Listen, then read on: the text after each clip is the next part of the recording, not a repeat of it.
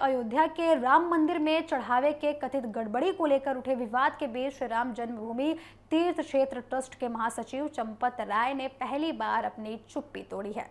आरोपों के बीच उन्होंने साफ कह दिया है कि किसी भी कीमत पर कलंक लेकर वे अयोध्या कभी भी नहीं जाएंगे। उन्होंने अपने करीबी लोगों से बातचीत में कहा कि उन्होंने भगवान राम की सेवा के लिए अपना पूरा जीवन समर्पित किया है और उनकी पूरी इच्छा है कि सच सामने आए। अब इस पूरे मामले पर सियासी बयानबाजी भी तेज होती हुई नजर आ रही है। हर किसी की निगाहें एसआईटी की अंतिम रिपोर्ट पर टिकी हुई हैं। अब देखना होगा कि एसआईटी की इस रिपोर्ट के बाद क्या निष्कर्ष सामने आता है। राम मंदिर में चढ़ावे में कथित चोरी और वित्तीय गड़बड़ी के आरोपों के बीच पहली बार चंपत राय का पक्ष सामने आया है। आपको बता दें कि सूत्रों के मुताबिक उन्होंने अपने करीबी लोगों से कहा कि अयोध्या में उनकी सेवा पूरी हो चुकी है, राम मंदिर बन चुका है, लेकिन वे किसी भी तरीके का दाग या कलंक लेकर वहां नहीं जाएंगे। उनका कहना है कि सच सामने आएगा और उन्हें न्याय मिलने का उन पर पूरा विश्वास है। बताया जा रहा है कि फिलहाल चंपत राय सार्वजनिक गतिविधियों से दूर हैं और एक तरीके से एकांतवास में रह रहे हैं। वहीं एसआईटी की अंतिम रिपोर्ट का इंतजार भी किया जा रहा है। माना जा रहा है कि जांच रिपोर्ट आने के बाद पूरे मामले का विस्तार सामने आएगा। विस्तार रूप से चंपत राय अपनी बात रखेंगे। करीबी लोगों के मुताबिक बातचीत के दौरान चंपत राय भावुक भी नजर आए।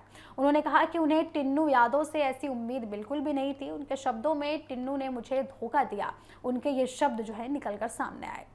हालांकि उन्होंने इस बयान के पीछे पूरी परिस्थितियों पर सार्वजनिक रूप से कोई भी विस्तृत टिप्पणी नहीं की। चंपत राय के साथ मौजूद लोगों का कहना है कि आरोपों के बाद उनके स्वास्थ्य को लेकर भी चिंताएं बढ़ गई हैं। इस दौरान उन्होंने अपने कमरे में रखी भगवान राम की प्रतिमा की ओर इशारा करते हुए कहा कि उन्हें किसी बात की चिंता नहीं है। उनका विश्वास है कि अगर प्रभु राम ने यह परीक्षा दी है तो वही इससे बाहर भी निकालेंगे।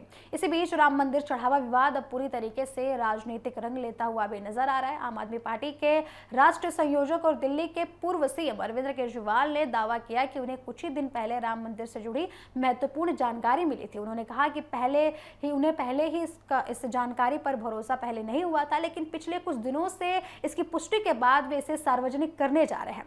वहीं समाजवादी पार्टी के वरिष्ठ नेता प्रोफेसर राम गोपाल यादव ने भी इस मामले को लेकर बड़ा बयान दिया। उन्होंने कहा कि कथित चढ़ावा गड़बड़ी में अकेले चंपत राय का नाम उचित नहीं है। उनके मुताबिक इस पूरे मामले में कई बड़े लोगों की भूमिका की जांच होनी चाहिए। उन्होंने ये भी कहा कि राम मंदिर आंदोलन के दौरान देश भर से चंदा और पूजित ईंटें एकत्रित की गई थी, लेकिन उसके हिसाब किताब को लेकर भी सवाल उठते रहे हैं। उधर भारतीय जनता पार्टी के कुछ नेताओं ने चढ़ावा चोरी के आरोपों को धार्मिक आस्था से जोड़ते हुए तीखी प्रतिक्रिया दी। उनका कहना है कि अगर किसी ने वास्तव में भगवान राम के मंदिर से चोरी की है तो उसे कानून के साथ साथ ईश्वर भी सजा देगा।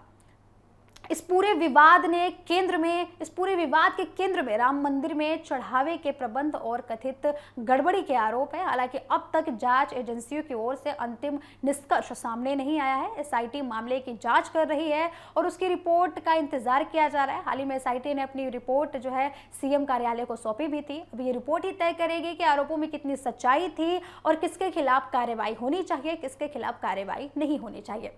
फिलहाल इस मामले में आरोप और जवाब आरोप का दौर भी जारी है। विपक्ष लगातार ट्रस्ट और सरकार पर सवाल उठा रहा है, जबकि ट्रस्ट से जुड़े लोग सभी आरोपों को निराधार बता रहे हैं। ऐसे में पूरे देश की नजर अब एसआईटी की अंतिम रिपोर्ट पर टिकी हुई है, अंतिम जांच पर टिकी हुई है, क्योंकि वही इस विवाद की दिशा और आगे की कार्रवाई तय करेगी। कुछ लोग इसमें अन्य जांच एजेंसी की भी मांग कर रहे हैं। राम मंदिर करोड़ों लोगों की आस्था का केंद्र है, इसलिए इससे जुड़ा हर विवाद स्वाभाविक रूप से राष्ट्रीय चर्चा का विषय बन जाता है। ऐसे में जरूरी है कि जांच निष्पक्ष और पारदर्शी हो, ताकि तथ्यों के आधार पर सच सामने आ सके, किसी भी तरीके की अटकलों पर विराम लग सके। फिलहाल इंतजार है तो एसआईटी की रिपोर्ट का, जिसके बाद ये पूरा मामला क्या है ये सामने आएगा। इसमें किसकी गलती थी, कौन इसमें बेगुनाह था, ये सारी जांच रिपोर्ट के बाद चीजें बाहर निकलकर सामने आएंगी।